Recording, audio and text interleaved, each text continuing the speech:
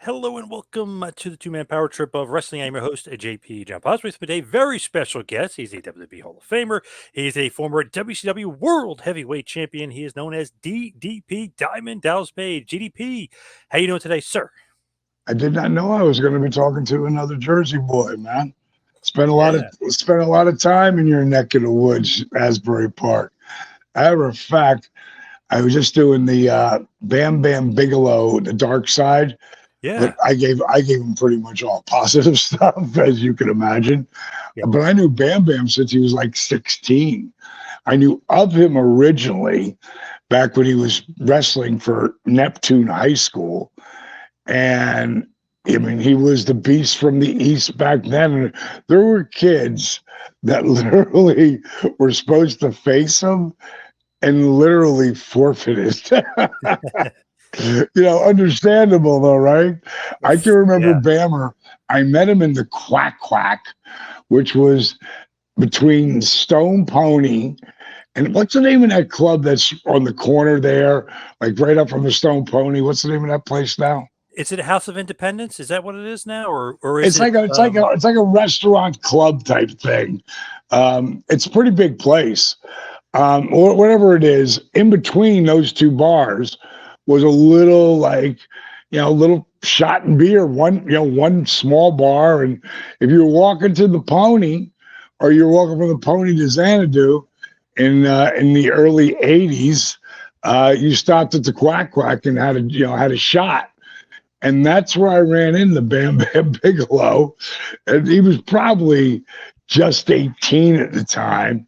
And, but I think by that time he was already legendary. I think he was running with the Breed, one of the biker gang at that time. And I can remember, we became buddies, at the Quack Quack. And then he came in my club, which was a pretty classy club at the time. And he walked in with a few of the other biker members. And I came sliding up behind and put my arm around him. I was like, "Hey, Bammer, no trouble in here tonight, right?" He goes, "Oh, come on, Paige, I wouldn't do that to you." And that was the night that we really started talking about wrestling. And it turned out, of course, I mean, he looked like a wrestler, we talked about our love of wrestling, and I told him that I had just tried it. And I'd spent like 3 months, training with a guy named Tito Torres. And the only reason I got that connection was because we went to Asbury Park Convention Center. Oh Me yeah. and my buddy Johnny Shipley.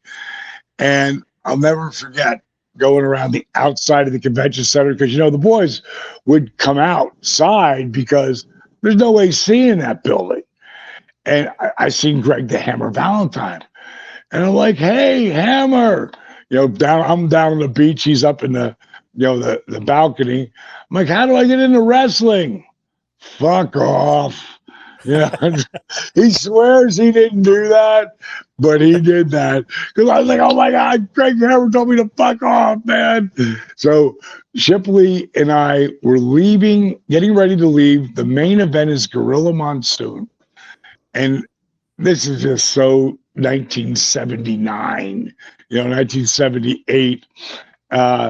And Gorilla's got his one-piece leotard on, and when the match is over, when he pins a dude, he rolls to the apron, goes to the floor.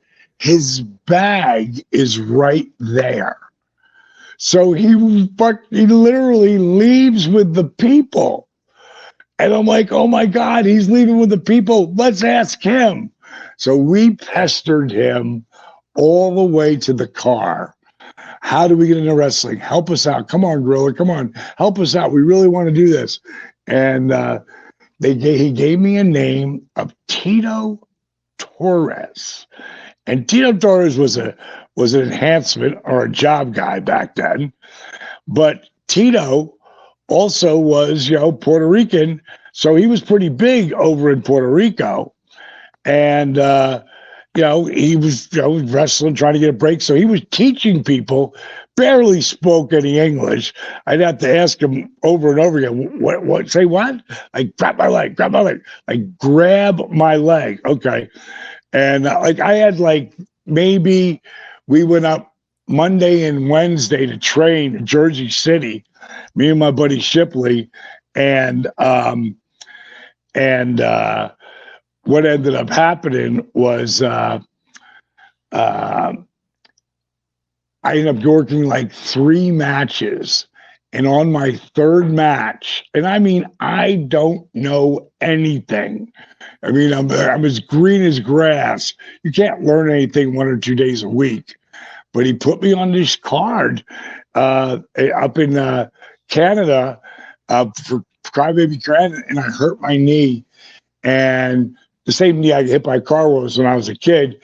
And what ended up happening, he ended up,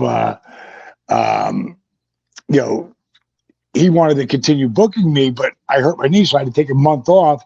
I got a chance to run my first little rock and roll club, and I sort of got drifted away from the dream of wrestling, the booze, the broads, and the party, and eventually would end up in Asbury Park with that club. I'm trying to find oh, here it is. Let me look at it.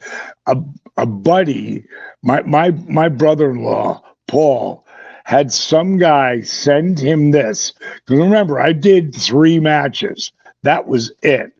And somebody sent this to Paul. You know how they have the old they put them in leaf sleeve, programs that they would give to people. Oh, yeah. Yep. Look at this card.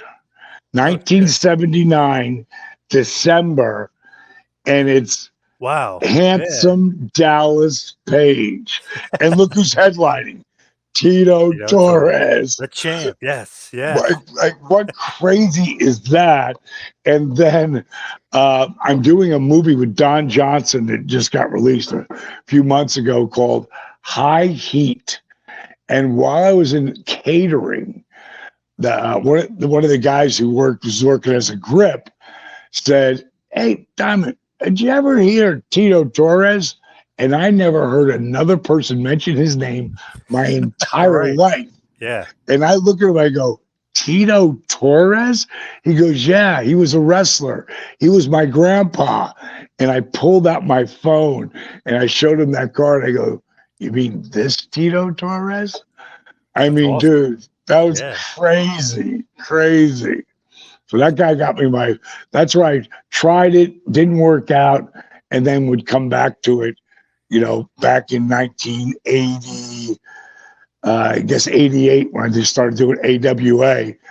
And that was just a series of things that happened. Back to the story with Bam Bam, though. This night we about that. And I told Bammer about how I tried. And then later, years later, wasn't that far later, I was flicking the channels and somehow WCCW came up, Texas, where he was playing a Russian. And I'm like, holy shit, Bam Bam's doing it. Oh my God. And it wasn't long before he was working with Hulk and getting the monster push. And I was like, oh my God. And we had lost touch with phone numbers and shit by that time. But he found me when he saw that I was wrestling. He found out my number and he called me and he was like, "Dude, you're doing it again." And then later, I would bring him into WCW when I was one of the top guys to when we did the triad tag. So it was pretty magical getting to be one of your Jersey boys and talking shit about it. And neither one of us are doing it. And we both become two, like that son of a bitch should be in the Hall of Fame.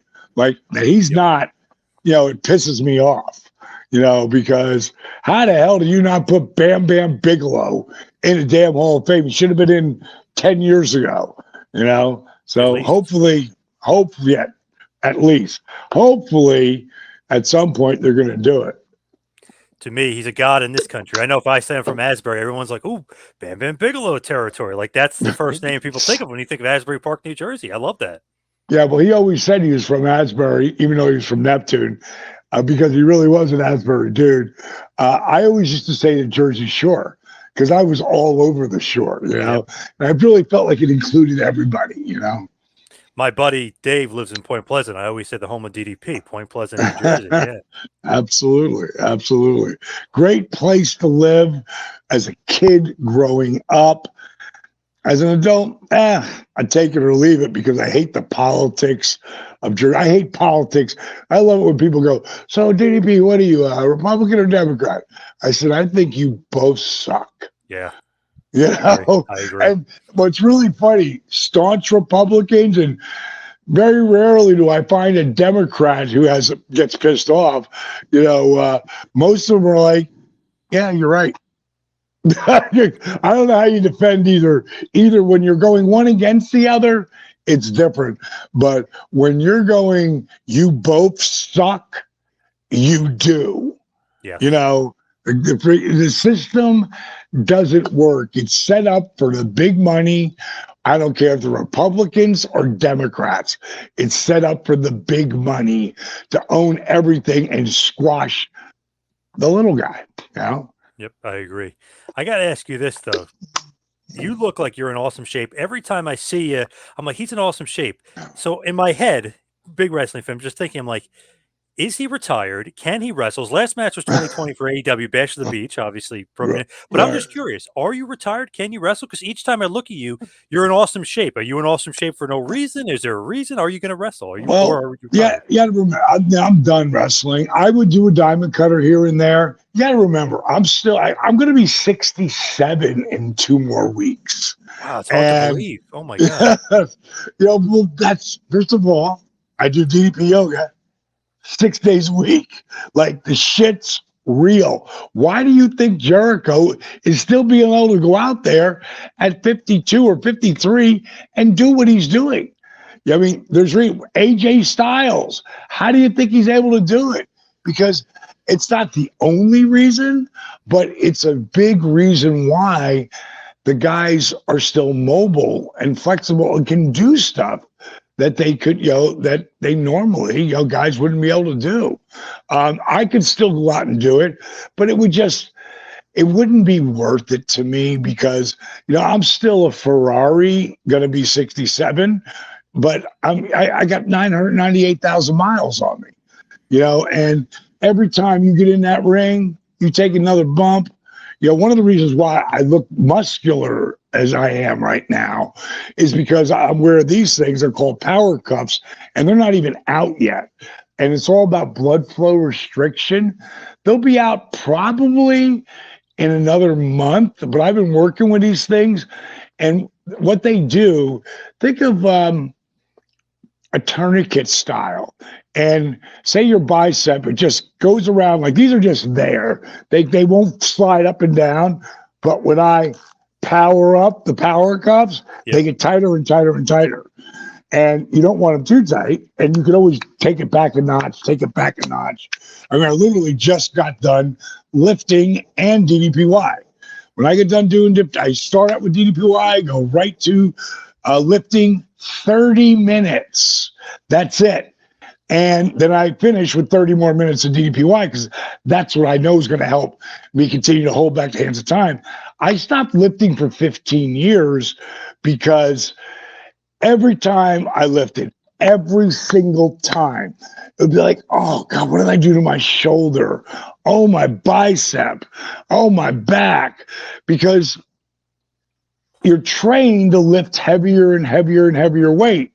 Well, then ego steps in. And it's tough to take the ego out of the gym. And there wasn't smart workouts with weights, for guys really 45 and up, really absolutely 50 and up though, because you're going to hurt yourself. I have so many friends of mine torn their biceps, torn their triceps, torn their pec muscles.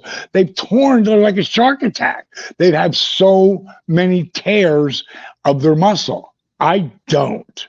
But I also stopped lifting around 17 up.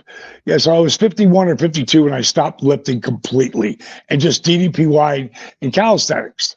But what makes this so amazing, like when you power up and you're tightening up the power cuffs, you're creating blood flow restriction. And one of the ways you lift, the reason why you build muscle and can continue to build more and more muscle is because all the blood flow. You don't continue to build muscle without having the blood flow. So when you're doing 8 reps, where you're really growing is in the 7th and 8th rep that you push out, when you get through. With this, when you power up, you can't lift heavy. It's impossible. And what you do, it's based on 30 reps, 30 seconds off. 15 reps, 30 seconds off. 15 reps, 30 seconds off, 15 reps. So say I'm just doing curls like I did today. You do a total of 75 reps. Basically, it's one set. Then you pop them for a minute. You can't do another bicep curl, so you go over and do triceps. And I might do tricep pushdowns. I might do nose crunchers, kickbacks, whatever I'm going to do. I'm going to do the same thing. 30, 15, 15, 15. But it's less than 4 minute set. In between that set, I take a minute because I'm changing my weights. But man, the pump that you get, like I filmed a lot of wrestlers so far that they come and they do what's called the DDP gauntlet right now. And it'll be something that'll come up in a month or so. You'll start to see it out there on my social media.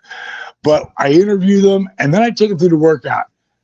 And these guys all lift heavy weight, but for this day, they don't.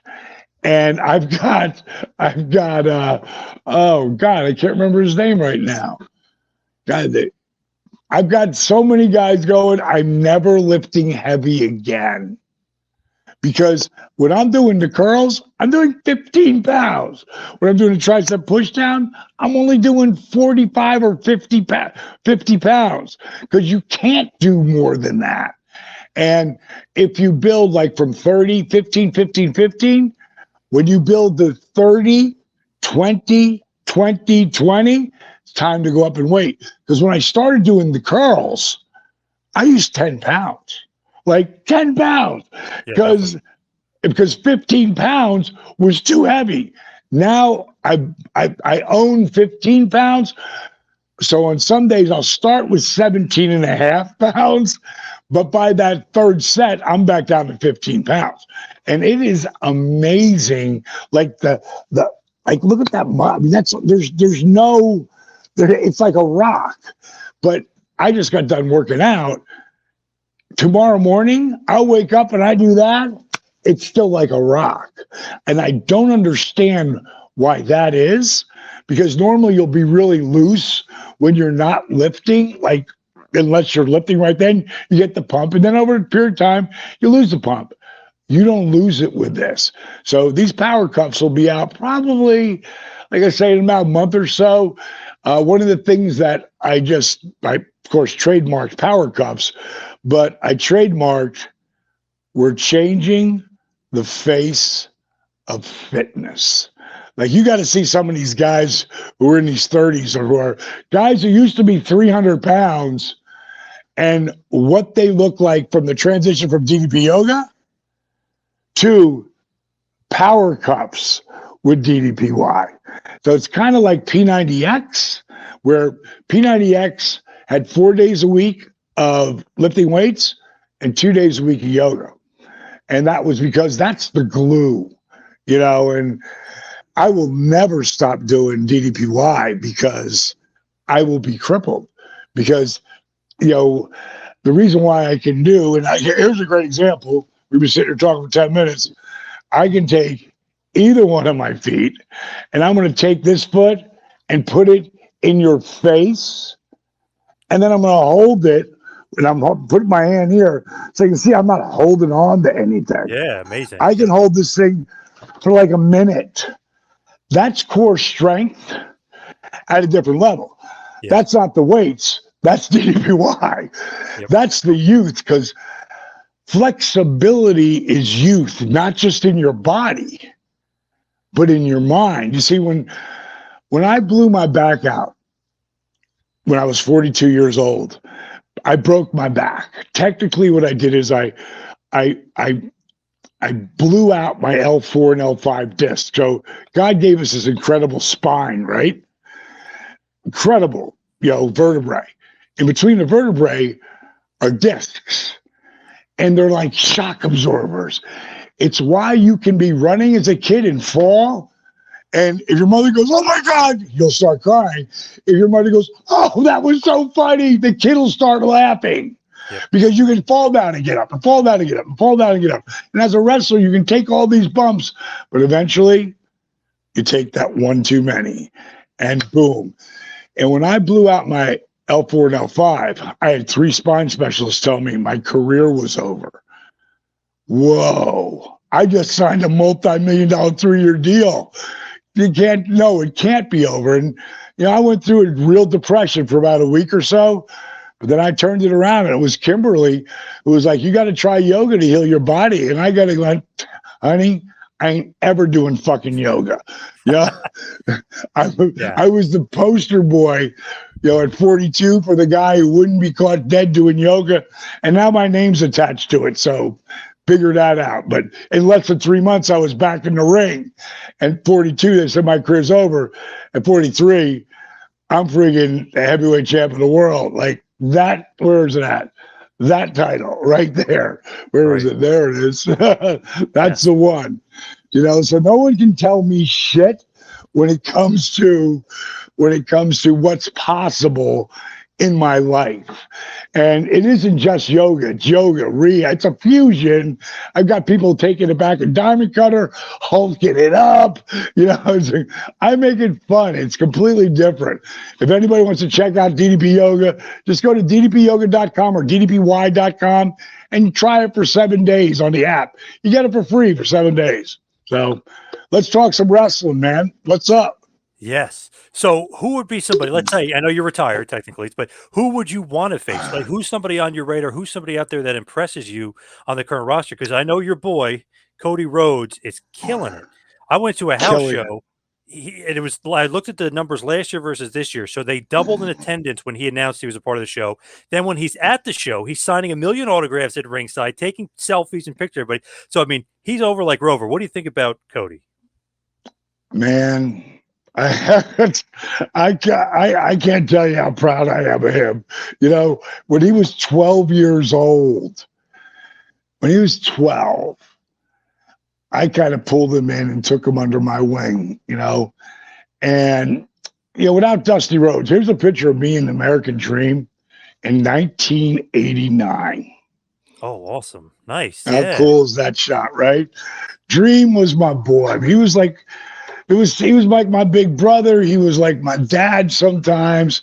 He was my mentor. He was one of my closest friends. When he died, Cody called me and he said, "Listen, Dusty," he called him Dusty a lot. He called him Dad a lot too, but he would call him Dusty sometimes as well. He said, "Dusty wanted you to know that he had 5 friends." And Dusty had already told me this numerous times, but to hear it from Cody, it was super special. He said, before he passed, he said, "You tell Dallas he's one of the 5. And some guys have fallen off that list. Some earned it back to be on that list." He said, "But Dallas never went off that list."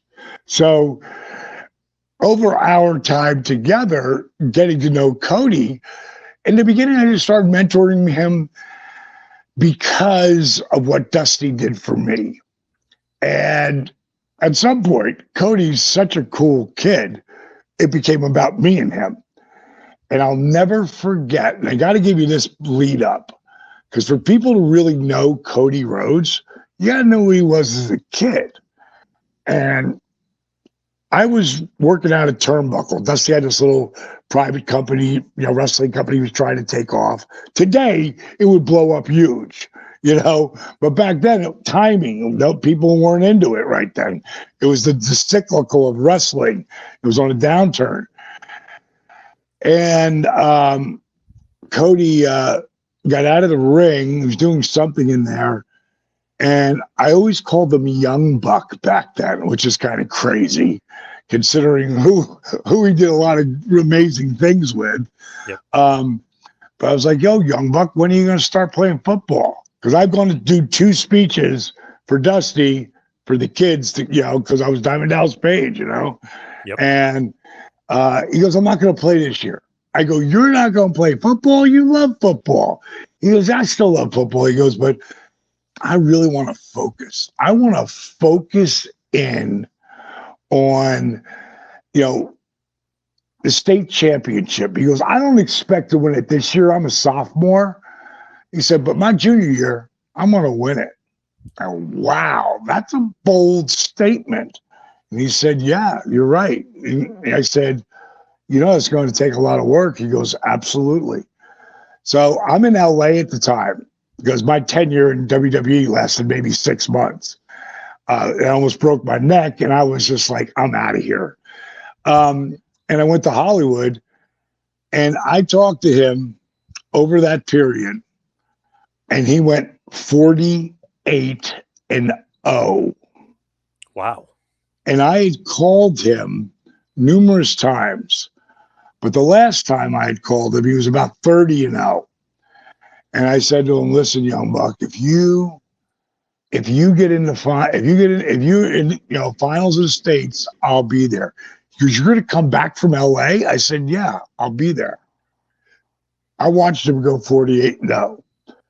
The next year, he lost his, I think, 12th match. And I called him like nothing had happened. I knew what happened. But I called him like, hey, what's up, Young Buck? What are you doing? He's like, Dallas, I lost. I go, you lost? He goes, yeah, man, I lost. I go, thank God. And he said, what? Why would you say that? I said, Cody, do you think you learn anything from winning? I said, bro, you learn from losing, falling down, making mistakes. That's how you learn. I said, did you learn anything from that loss? He goes, hell yeah. I said, well, you know what you have on your side right now? He thinks he beat you. He goes, but he did. I go, no, mentally. Is he going to beat you again if you ever face him again? He goes, no way. I said, he thinks he beat you, though. I said, would you rather have met him when you were both 44-0 and he beat you then in the semifinals? Hell no.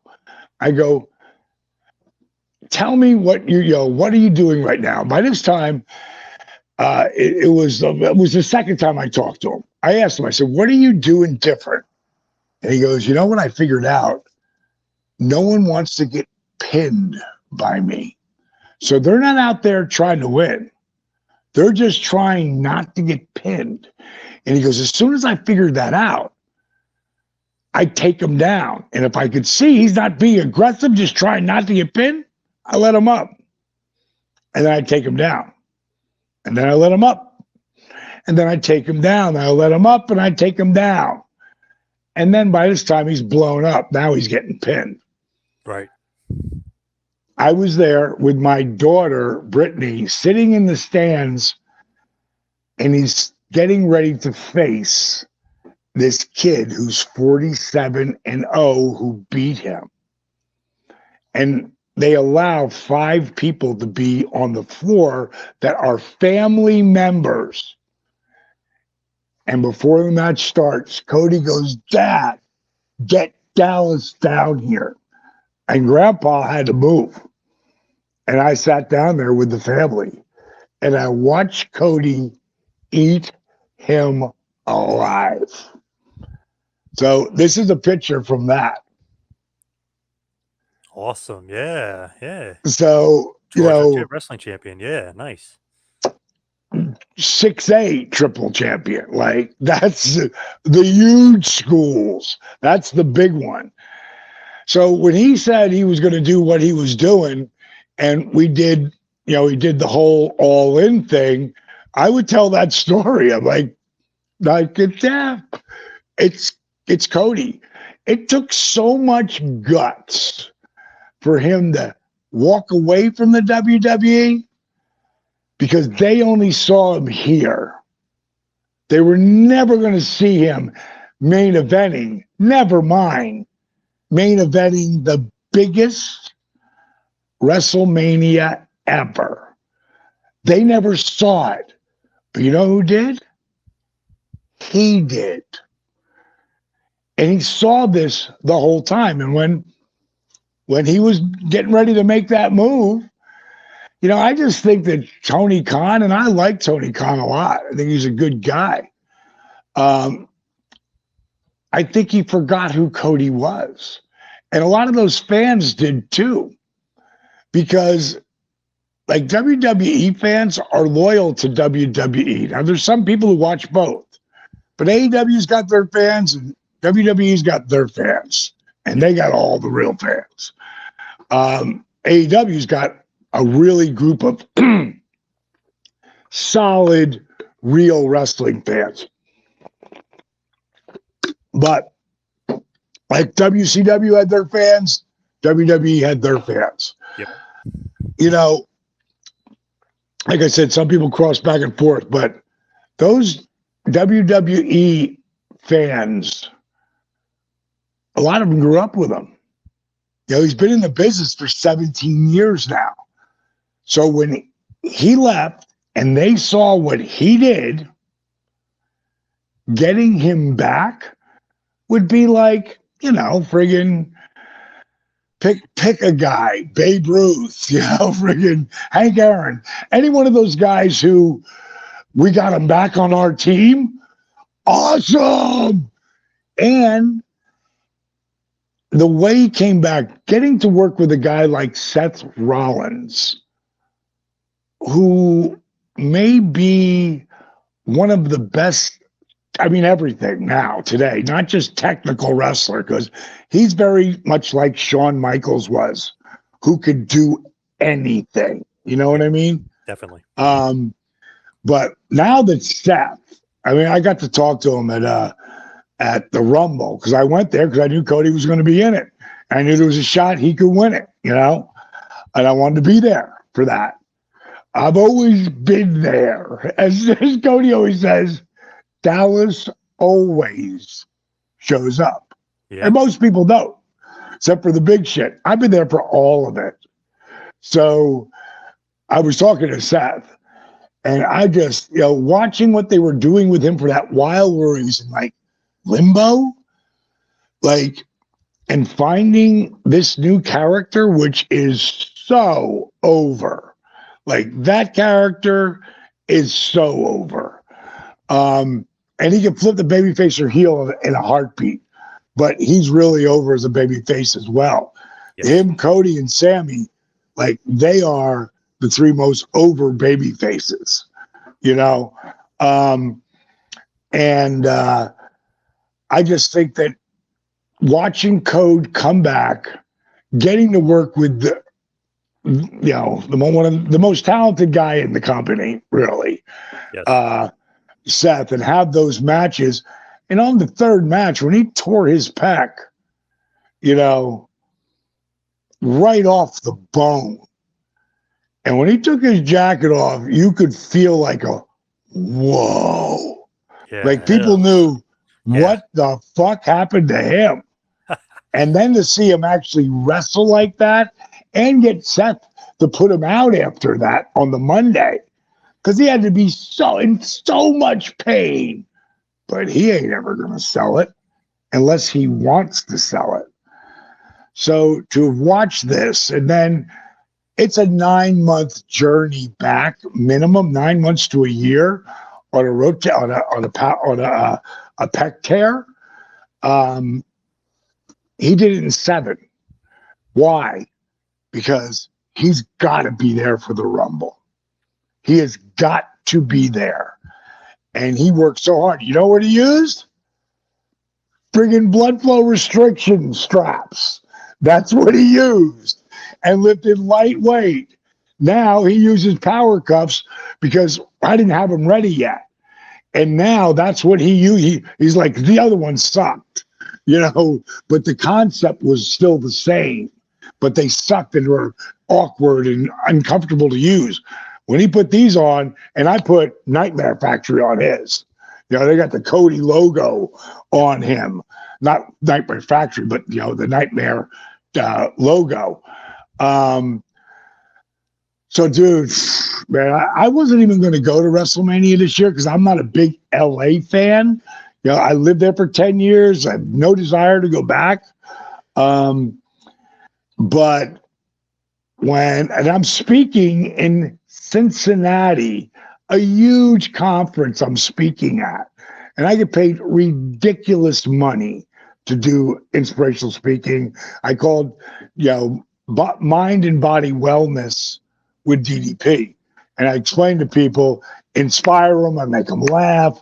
It's a really good presentation, but it ends with, you can either take care of your mind and body wellness, or you'll be forced to take care of your mind and body illness. Because that's what most people do. They wait and then, oh God, I wish I would have changed earlier. Okay, all right, whatever. See, I'm always ahead of the next curve of what's the best. My whole house, it's a wellness spa. I've got infrared saunas, hyperbaric chambers, steam room, cold plunge, hot tub, and then machines that take away spasms where your muscles spasm up that no one has but doctors. And it's all under one roof here. So when anybody gets hurt, a lot of the guys, Darby came here, he couldn't even walk. By the end of it, I have a video of him running around, and I'm talking about one session. And normally it's not like that. It takes more. But Darby's, he's almost indestructible, but he's here all the time, Darby Allin. So back to Code. I'm so proud of him, man. He is, he should be going over. The way everything is going, you never know. You never know. And I've been there. I've been in that spot where you're going to be the world you're going to be the world champ, but that could change as you're walking to Gorilla. They can change it right before you walk out. So you never focus on that. You focus on the journey. You focus on what got you here and enjoying the moment. And getting hurt was really the best thing because he's never been hurt. Jericho was hurt once when he blew his back out. And that's where I helped him come back with DDP yoga. There's a reason why that guy can do all the crazy shit he can still do at 53. And he sent me a text a couple of weeks ago, and it was the 10 guys who used DDP yoga. And it was everybody from Kane to AJ to a bunch of them. But of course, Jericho was one of them. And I said, dude, that I can have the littlest piece of your journey to be a part of, that I've helped you, means the world to me. And he wrote back, no, D, you were a large part of the reason why I'm still doing this shit, which is super cool because I just got a ton of respect for him too. But just to see Cody in this spot, coming back to LA. Now, when I went back for both his state championships, I flew from LA into Atlanta. Now, technically, I would be leaving Atlanta and flying into LA, but I'm going through by way of Cincinnati to do that corporate speech I'm doing. And then I'm actually going to fly out at 7 a.m. because one of my other boys is Bronson Steiner, or Braun Breaker, as he's known in NXT. And I got to go there and see his match as well. I'm buddies with, all the Steiners and all their kids, Bronson, Maverick, Hudson on Rick's side, and Brock and Brandon on Scott's side. Brandon was just here the other day. using the power cups with me, training with me. He just signed to play. He's the number 1 point guard, all-state point guard out of Georgia. And what a stud. What a great kid. Scotty and Rick as dads have been phenomenal. They have great moms, as they give all the credit to the mother. Yes. But those boys, they've got, I mean, the class of the field. I've never had, and Bronson's been here a number of times. So is Maverick and Brock, and Hudson's only been here once, but Brock and Brandon, a number of times they come and they work out with me. And, of course, Rick and Scott really, like, man, thank you so much for doing that. Dude, I love them. I love their energy. I love they have an insane work ethic, these kids. So second generation wrestlers. And, Cody's almost like third because Dustin, and then Cody came later. I mean, he is so appreciative of where he's at and what he's doing. And he's very much like the way my character was. I was super gracious to the fans. He's always been like that. And in AEW, it really bothered me that the fans turned on him when there's no Darby Allin without Cody Rhodes. He brought him in. His first match, he did a 20-minute Broadway. No one knew who he was. He could have just easily beat him and got the kid over at 20 minutes, but he didn't do that. He got MJF over in the beginning, big time, and he helped Sammy Guevara, who is, Jericho had a lot to do with that too. But the match that Cody gave him, he didn't have to do that. But he did, because that's who he is. And that's why I was really disappointed in a lot of the AEW fans, because why are you booing this guy? It doesn't make any sense. It was the best thing that ever happened to him, though. I always tell people, when something looks like it's the worst thing to happen, it really can turn out to be the best. And that happened to me my entire career.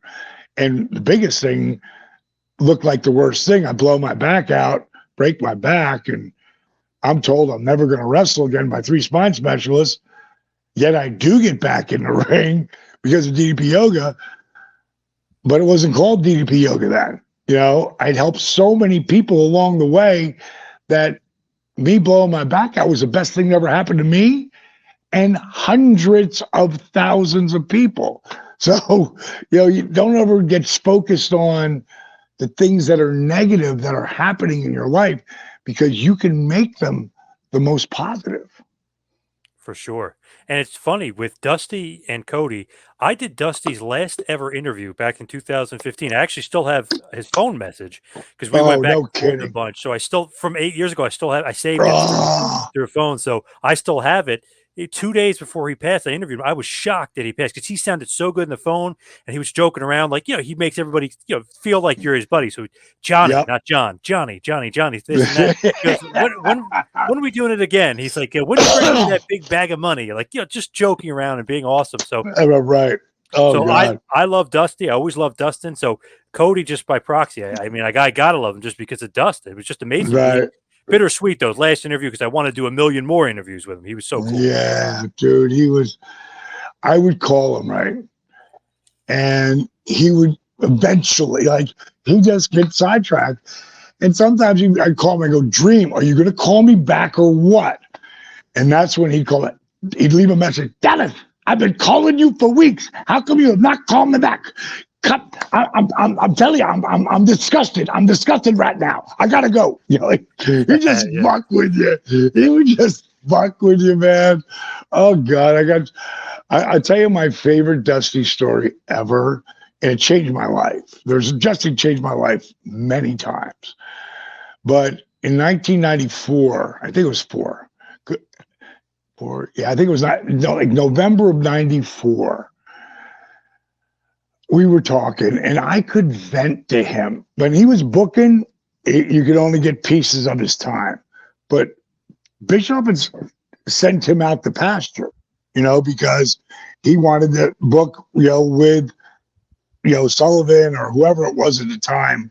Yep. And Dusty was out to pasture, but they never stopped paying him because, they didn't want him to go to WWF, Right. Yep. So Eric used Dusty more of a consulary back then, so he had time and he was bored. So anytime I called him, he'd always call me right back then. And I can remember just bitching up a storm at one point. In 94, I really felt like I had some of the tools. I didn't have everything I needed, but I wasn't looking for fucking any world titles.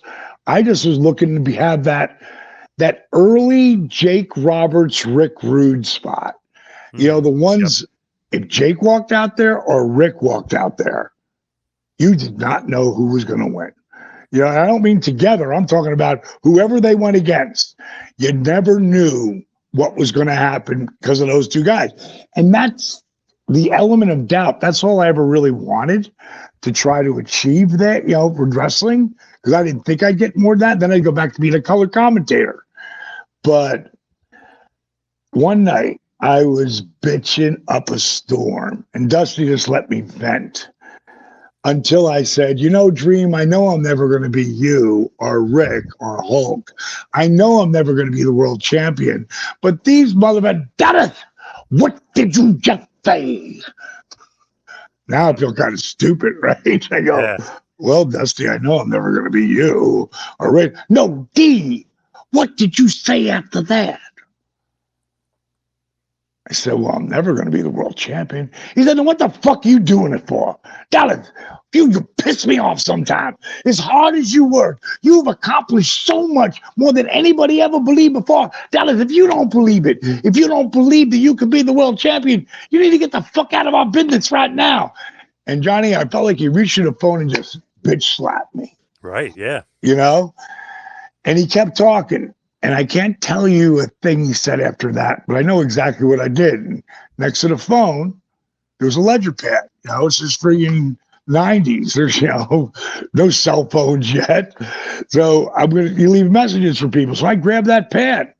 And while he was talking, I wrote down, I will be the champion in 5 years or less. And it was 4 years, 4 months, and 14 days. I stepped in the ring with Rick and Hulk and Sting. Now, I've told that story on Cameo to different Cameo people about just inspirational behind-the-scenes stories. And one day when I'm telling that story on Cameo, maybe the 35th time, who knows, I realized, holy shit. 4 years, 4 months, and 14 days earlier, I told Dusty, I know I'm never going to be you or Rick or Hulk. Yet that night, I step in the ring, April 11th, 1999, with Rick and Hulk, and Dusty's retired. The franchise, Sting. Yep. And Rick takes the diamond cutter in the middle. 1, 2, 3. Savage, who made me, hands me the world title. Like, I manifested that. Yeah. You know what I mean? Like, oh my God, I can't believe that. And I never realized that until I told the story probably the 30th time, and I was like, wow. I've manifested so many things into reality. It's really mind-boggling, just like Cody has. Like, I know Cody sees himself walking out of there with that Universal title. He won't tell anybody, including me. He won't tell anybody that. But in his mind, that's what's happening. And either way, it's the greatest spot ever. But to me, God, Roman's been the man. And I'll tell you what, Roman Reigns, I was so pissed off because if you listen to an interview I did with Bill Apter, I put Roman and Jericho over huge.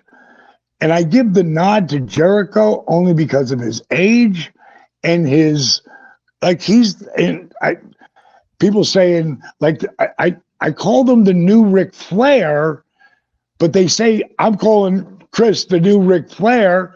I said of this generation. Like, Ric Flair is still the guy to me. Like, he's the guy.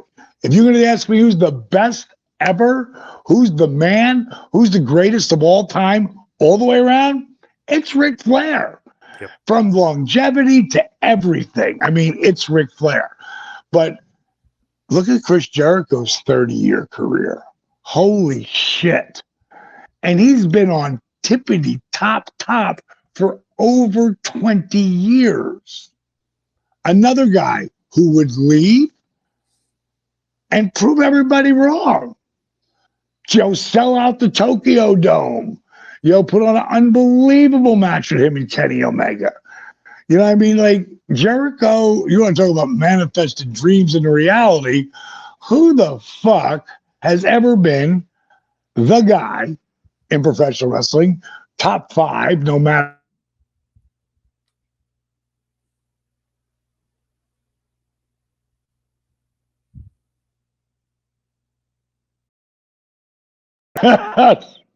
Did I lose you?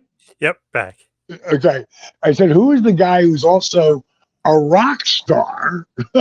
Yes. And a podcast king.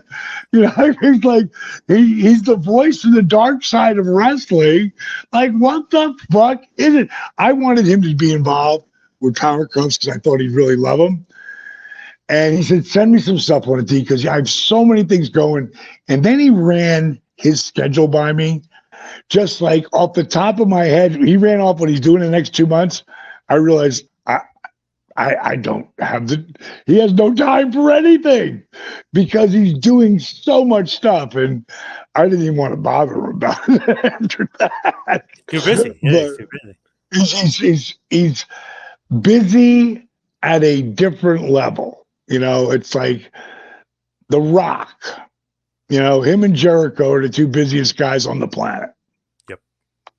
So as we head towards the wind down here, we head towards the finish.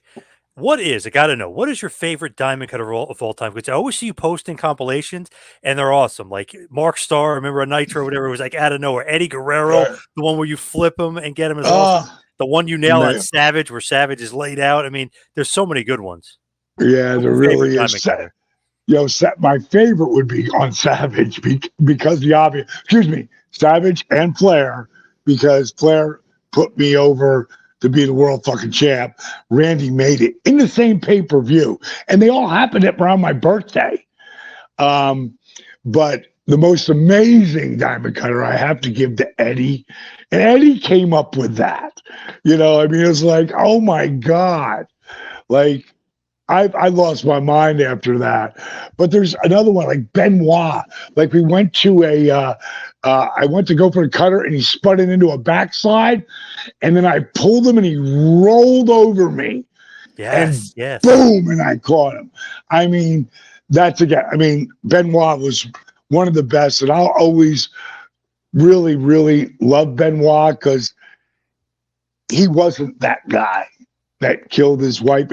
He was mentally disturbed, obviously. And Chris, what's his name? Who does his last name? The wrestler who's now the brain from Harvard. Nowinski. What a great guy, and really helping a lot of people with concussions. He said that Benoit, I gave him my brain too, and it'll be really interesting to see. My wife's going to do a whole follow-up on it if she's still alive and I pass, because so many things I do for my brain, right. So many things: oxygen, hyperbaric chambers, NAD, which is a thing you take like an IV that defogs your brain. I do so many things, but poor Chris had the brain of an 87-year-old Alzheimer patient.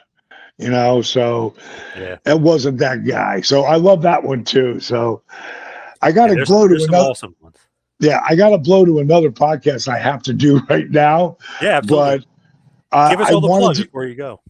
I want to do this again. All right, because Okay. went on so many different roles about Bam Bam and me, and so many Yeah. things. I'm sure you got a million more questions. Right now, just anybody wants to know what I'm doing, with DDP Yoga, go to ddpyoga.com. Get 7 days on the app. It costs you nothing, to try it. So, you get in it. If you really are trying to just not own your life, but I should not just change your life, but own your life. The first thing that comes up on that app's the list. Do everything on the list. It's one of the most. It'll reboot your brain.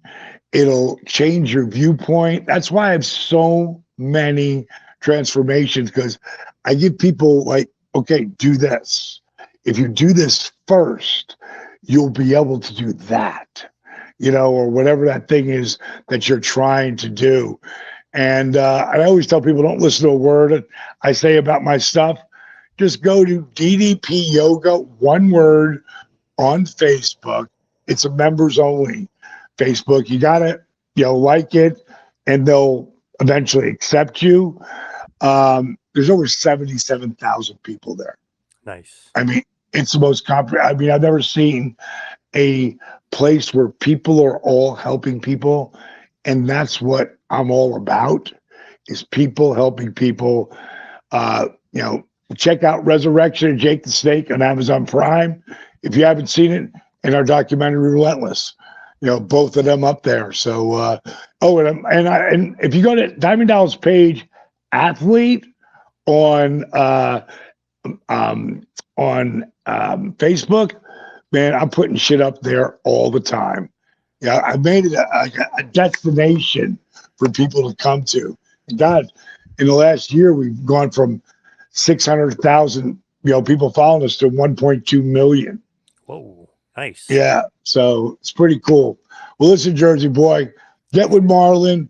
Let's do it again in a month or so. Okay. And do you lift weights? A little bit. I'm trying to get back into it because I actually hurt my back really bad, so I'm trying to get back into it.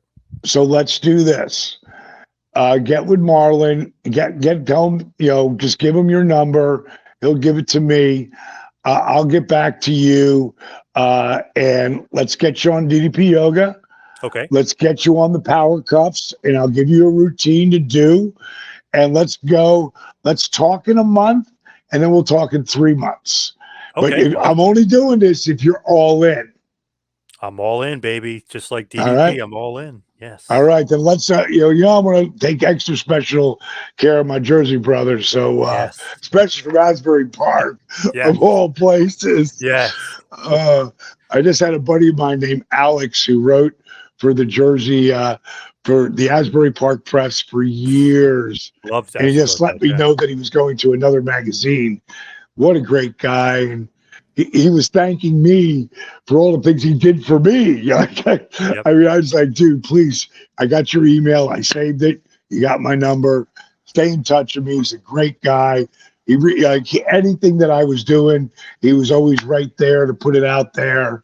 And he was a super class guy. So Asbury Park is always be a very special place for me. So get with Marlon on it. Let him know. Yes. And I'll hit you back.